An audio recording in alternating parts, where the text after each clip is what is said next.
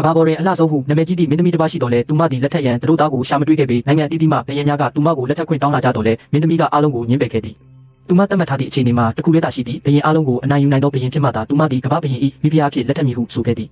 ထို့ကြောင့်ဘယင်တိုင်းသည်မင်းသမီးကိုရရှိရန်အချင်းချင်းစစ်တိုက်ကြတော့သည်သို့တော်မင်းသမီးကတော့စစ်ပွဲများကိုလုံးဝဂရုမစိုက်ဘဲမင်္ဂလာနေ့တွင်ဝတ်ဆင်ရန်သူတို့သမီးဝတ်စုံကိုသာအာယုံစိုက်ချုပ်လုပ်နေခဲ့သည်ထူးခြားသည်မှာထိုလှပသောသူတို့သမီးဝတ်စုံ၏အစိပ်ပိုင်းတိုင်းကိုဘယင်များ၏စစ်ပွဲများမှရရှိလာသောပစ္စည်းများဖြင့်ပြုလုပ်ထားခြင်းဖြစ်သည်ထို့ကြောင့်လူအများကသူမကိုအလွန်မုန်းတိကြတော့လဲမင်းသမီးကတော့မိမိစိတ်ကိုမပြောင်းလဲခဲ့ပေ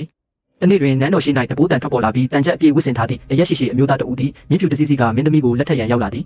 သူတွင်တံမိုးကြီးဝတ်စုံလည်းမရှိရွှေတရဘူးလည်းမဆောင်ထားသောကြောင့်လူအားလုံးကရေမောကြသည်သို့တော်ထိုသူကငါဟာဘယင်အားလုံးကိုအနိုင်ယူခဲ့တဲ့ဘယင်ပဲဟုပြောလိုက်သည်မင်းသမီးကတက်တည်ပြနိုင်မှသာလက်ထက်မည်ဟုဆိုလိုက်ရာထိုသူကယုံကြည်မှုအပြည့်ဖြင့်ငါနိုင်ငံကိုလိုက်ခဲ့ပါအဲ့ဒီမှာတက်တည်ပြမယ်မကျင်နဲ့ရင်မင်းကိုနန်းတော်ပြန်ပို့ပေးမယ်ဟုပြောသည်မင်းသမီးကသဘောတူလိုက်ပြီးနှစ်ပေါင်းများစွာချုပ်လုပ်ထားသောသူတို့သမီးဝတ်စုံကိုဝတ်ဆင်ကသူနှင့်အတူထွက်ခွာသွားသည်နောက်ဆုံးတွင်နှစ်ဦးသားလက်ထက်ခဲ့ကြတော့လဲသူတို့သား၏မျက်နှာကိုမိသူညမမြင်ခဲ့ရပေလက်ထက်ပွဲပြီးနောက်မင်းသမီး၏မိသားစုနှင့်နန်းတွင်းသားများသည်ထိုသူ၏နိုင်ငံသို့လိုက်သွားကြသည်မကြာမီတင်ချိုင်းများနှင့်အုပ်ကူများပြည့်နေသောနေရာတစ်ခုသို့ရောက်ရှိလာကြသည်ထိုအခါသူတို့သားကဒီနေရာဟာငါနိုင်ငံပဲဒီအုပ်ကူတွေကငါအနိုင်ယူခဲ့တဲ့ဘယင်တွေရဲ့တင်ချိုင်းတွေဟုပြောလိုက်သည်ဒီစကားကိုကြားပြီးနောက်မင်းသမီးကမိမိလက်စားခံရသည်ဟုထင်ကငိုကြွေးတော့သည်သို့တော်ထိုသူကသူ၏အမှန်တကယ်အထောက်အထားကိုဖော်ထုတ်လိုက်ခြင်းတွင်လူအလုံးအံ့အားသင့်သွားကြသည်သူသည်တေမင်းနဲ့ဖြစ်နေခဲ့သည်သူ၏တက်တေမှာအမှန်တကယ်မှန်ကန်ခဲ့သည့်အကြောင်းမှာသူသည်ဘယင်အလုံးကိုအမှန်တကယ်အနိုင်ယူနိုင်သူဖြစ်သောကြောင့်မင်းသမီးမှလည်းကတိအတိုင်းသူ့ကိုလက်ထက်ယုံမှတပါအခြားရွေးချယ်စရာမရှိတော့ပေကြည့်ရှုသူများအလုံးစိတ်နှလုံးရှင်လန်းကြပါစေကာတွန်းစကားကောင်းများကြည့်ရှုခြင်းမှာက like and follow လုပ်သွားပေးကြပါနော်